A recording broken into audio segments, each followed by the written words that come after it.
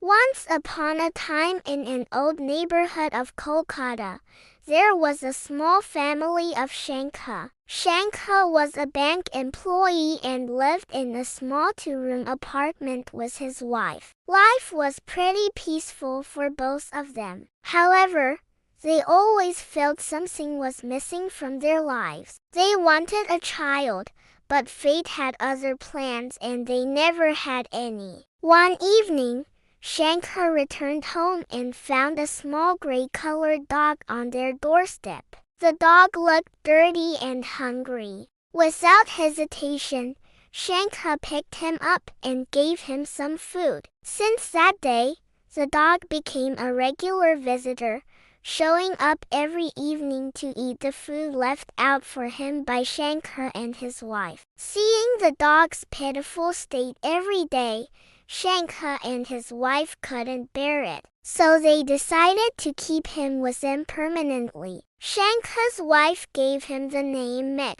That's because the dog reminded her of the moon. She used to say, "Just like the moon, he is also gray-colored and looks very beautiful." From then on, Megh became a member of the little family. Initially, Shankha wasn't sure about keeping a dog, but Megh's innocent eyes and gentle nature soon won him over. Megh turned out to be a very calm and intelligent dog. Every day when Shankha came back from the office, Megh would stand at the front door and excitedly wag his tail. As soon as Shankha opened the door, Megh would jump into his arms and lick his face. Looking at Megh's happy face, all of Shankha's fatigue and troubles would disappear in an instant. Megh's arrival filled their small home with joy and laughter. After coming home,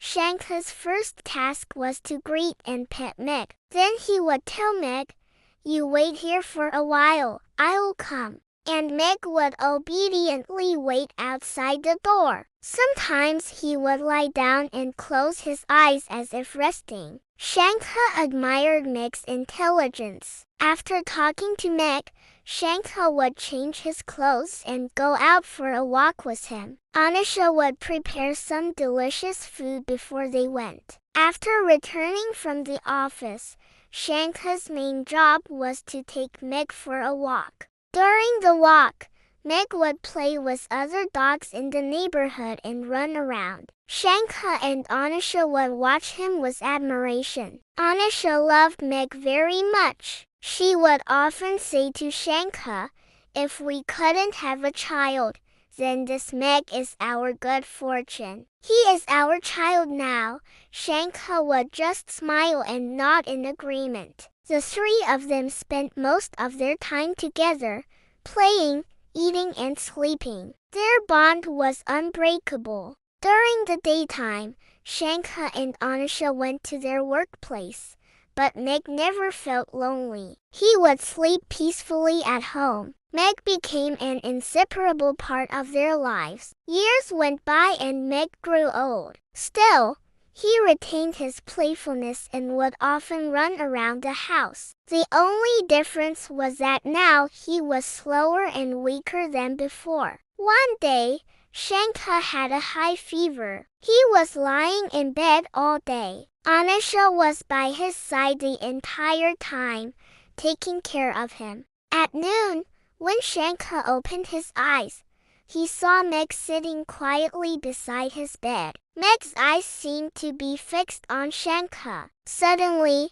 Shankha stretched out his hand towards Megh. Megh immediately jumped onto the bed and rubbed his face against Shankha's hand. Megh acted as if he understood Shankha's pain and was consoling him. Throughout the afternoon, Megh stayed by Shankha's bedside, giving him strength. Whenever Shankha's hand moved, Megh would try to rub his face against it. It was as if Megh was fulfilling his duty. Shankha felt a sense of responsibility towards Megh, as if Megh was his child. At around 6 o'clock, Onisha brought food.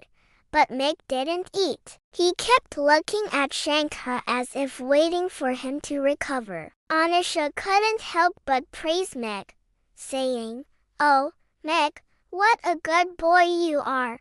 A few days later, Shankha's fever subsided and he got up from bed. When he went downstairs, he found Megh sitting quietly in the corner. Onisha was feeding him, but Megh didn't seem interested in eating. His eyes were dull and lifeless. Onisha looked at Shankha with worry. "Shankha, do you think Megh is sick? He hasn't touched his food for the past 2 days."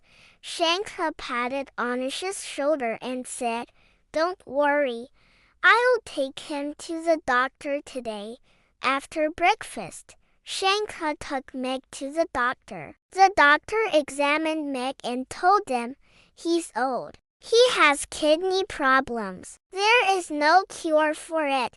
Upon hearing the doctor's words, Shankha's heart sank. Onisha burst into tears. It felt as if Shankha's world was ending that day. The doctor gave some medicine, but didn't say anything hopeful. On the way home, Shankha held Onisha's hand tightly. He knew how much Megh meant to her. Reaching home, Shankha and Onisha started taking good care of Megh. Shankha didn't go to the office, and Onisha didn't cook. They spent all their time with Megh, caressing him. Megh seemed to understand their love. He would look at them with a pitiful gaze. For 2 days, Shankha and Onisha spent all their time with Megh. They didn't sleep or eat properly. Megh slept most of the time, occasionally opening his eyes to look at them. Then one morning, when Shankha went to the garden, he found Megh lying in the corner. Megh's body was shaking. Shankha quickly went to him and lifted him up. To his touch, Megh licked Shankha's hand feebly and rubbed his head against his palm as if saying goodbye. Shankha and Onisha cuddled Megh tightly. Megh seemed to relax in their embrace. That night, Megh's condition worsened. He could no longer walk. Shankha picked him up in his lap. Megh looked at Shankha for a moment and rubbed his head against his hand as if expressing his love for the last time. Then he slowly closed his eyes and breathed his last breath. Shankha's heart was breaking. It was as if a part of him had gone numb. Onisha cried out, "No, no, no!" Hearing Onisha's words, "Our Megh is no more."